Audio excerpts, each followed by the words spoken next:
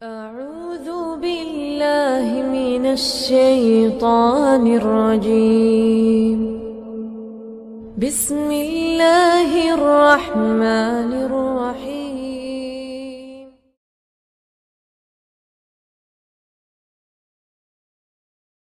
Bab al-ilmu qabla al-qawli wal-amal. Bab berilmu dulu sebelum berucap dan beramal. Ya, di sini Imam Bukhari membawakan babnya dalam sahihnya. Beliau mengatakan bab berilmu dulu sebelum berkata dan beramal. Lihat Imam Bukhari ngingetin di sini. Kalau kita mau berkata, tolong berilmu dulu. Kalau kita mau beramal, berilmu dulu. Ya. Sebelum ibu beramal, tanya dulu ada nggak dalilnya? Sebelum ibu berkata, ibu wajib tahu dulu ada nggak dasarnya dari Al-Quran dan hadis Nabi SAW. Jangan sampai kita ngomong tapi tanpa dalil. Kalau kita ngomong tanpa dalil bahaya ibu. Coba ibu buka dalam surat Al-A'raf ayat 33. Surat Al-A'raf ayat 33. Udah dibuka? Apa kata Allah di situ bu? Qul innama harrama rabbiyal fawahisha ma dhahara minha wa ma batan wal ithma wal baghya bighairil haqqi wa an tusyriku billahi ma lam yunazzil bihi sultana wa an taqulu 'ala Allahi ma la ta'lamun. Katakan, sesungguhnya yang diharamkan oleh Rabbku adalah perbuatan fahisyah yang tampak maupun yang tersembunyi dan dosa dan berbuat zalim di muka bumi dengan tanpa hak. Dan kamu mempersekutukan Allah dengan apa yang Allah tidak turunkan padanya ilmunya. Dan kamu berkata atas Allah dengan tanpa Coba perhatikan ayat itu kata Ibnu Qayyim bu. Allah di situ dalam ayat tersebut memulai dari yang kecil dulu, fahisyah. Lalu naik jadi apa? Kepada dosa. Naik lagi apa bu? Berbuat zolim dengan tanpa hak.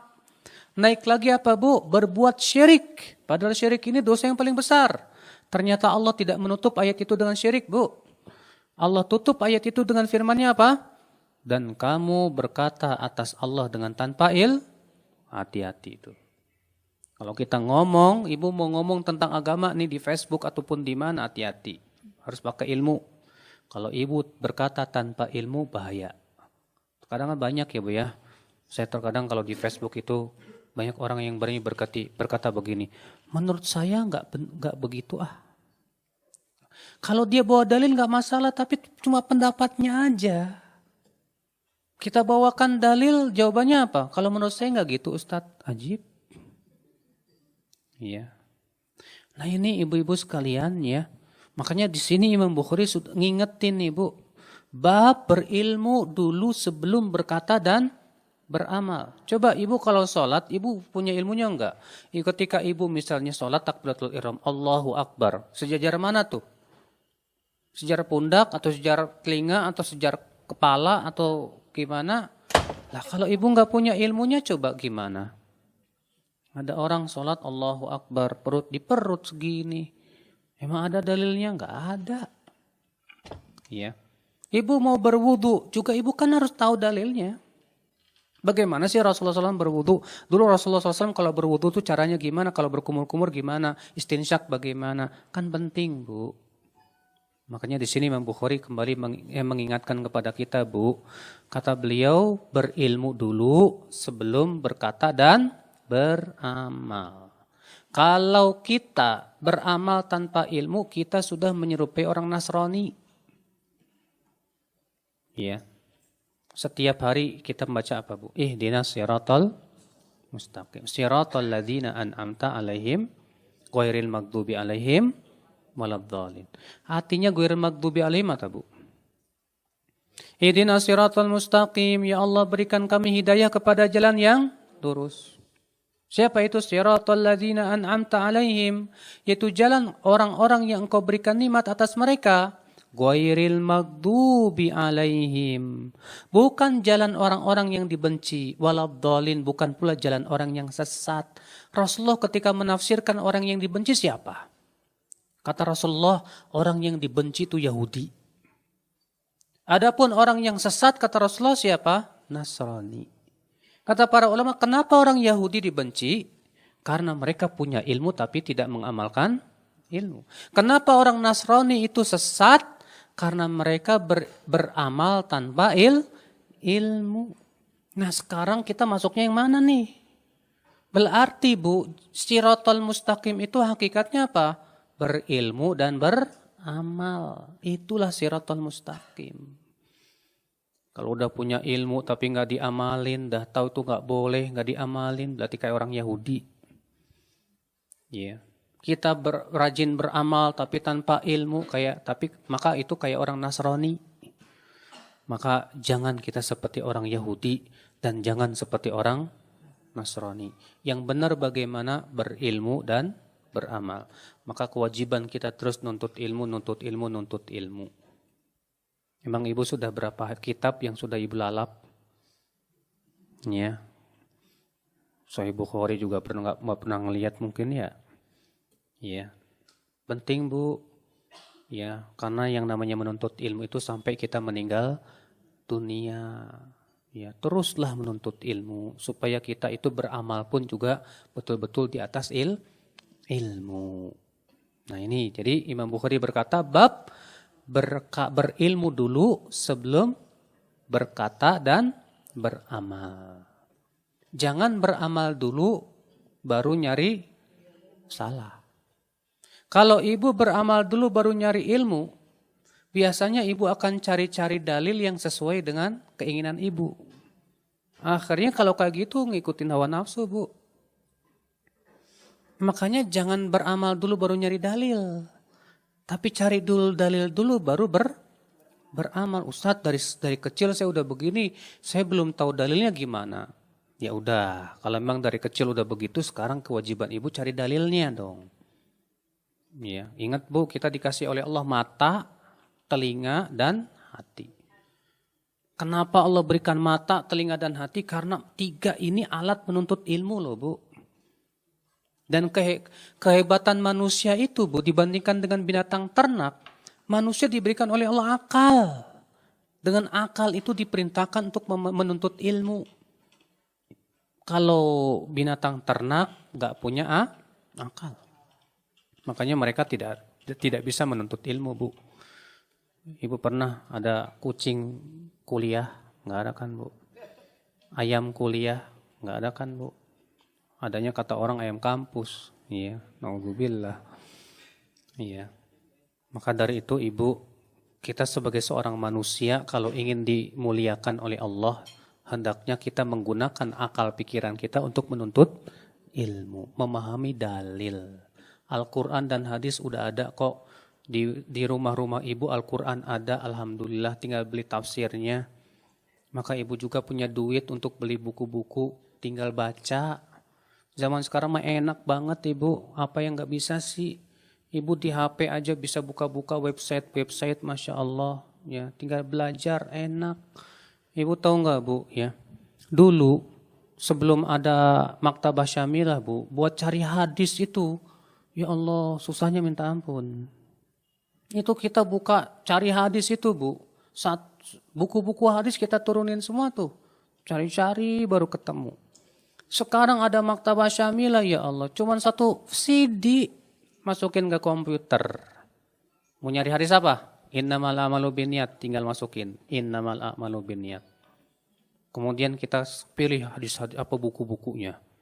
Tinggal enter.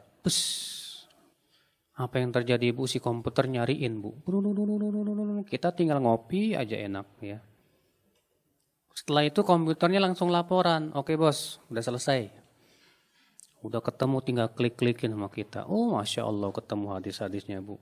Waduh Masya Allah. Zaman sekarang tuh enak banget coba Bu. Fasilitas menuntut ilmu di zaman sekarang luar biasa Ibu.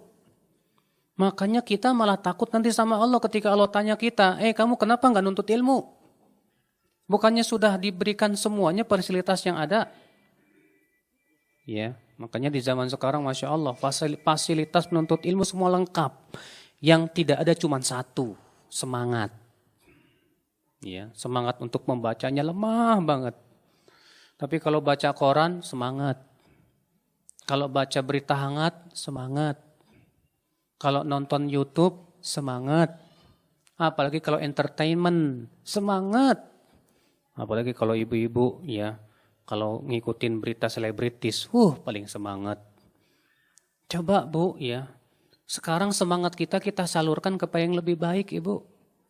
Semangat kita coba cari hadis, lihat hadis, ilmu, Masya Allah. Kan itu lebih bermanfaat. Ya, mentadaburi ayat, nih ayat ini maknanya apa sih? Coba saya beli kitab tafsirnya, saya lihat, Masya Allah.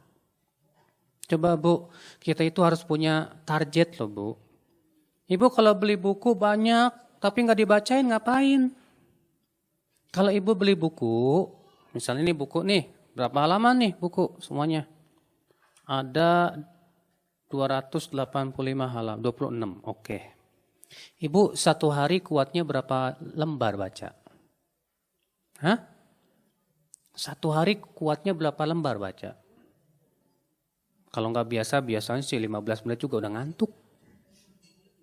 Ya, makanya ada sebagian teman saya bilang, tips kalau nggak bisa tidur baca buku. Akhirnya baca buku biar bisa tidur. Itu kenapa? Karena semangat kita kepada ilmuku kurang. Tapi kalau kita cinta ilmu, pas ngantuk baca buku malah hilang. Ya. Nah coba ibu, kalau ibu bisa nggak sih satu hari aja setengah jam baca, bisa nggak? Saya nggak yakin kalau ibu nggak bisa. Belum ada semangat aja kali. Ya. Satu hari setengah jam aja Bu buat baca buku. Coba ibu kan ibu yang lebih paham lah. Ya, waktu yang senggangnya ibu kapan tuh? Saya enaknya biasanya Ustadz ya kalau anak-anak udah pada sekolah, suami udah kerja, udah enak. Alhamdulillah tuh berapa jam ibu bisa gunakan itu? Ya sekitar sebetulnya sih banyak sih Ustadz, cuman kebanyakan buat nge-Facebook sama itu gitu. Ya udahlah Bu, coba sisihkan setengah jam saja buat baca buku. Setengah jam itu jangan diganggu apa-apa udah.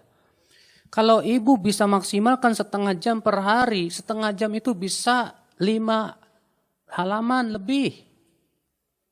Sekarang kalau ini halamannya ada 200 halaman, 200 bagi 5 berapa?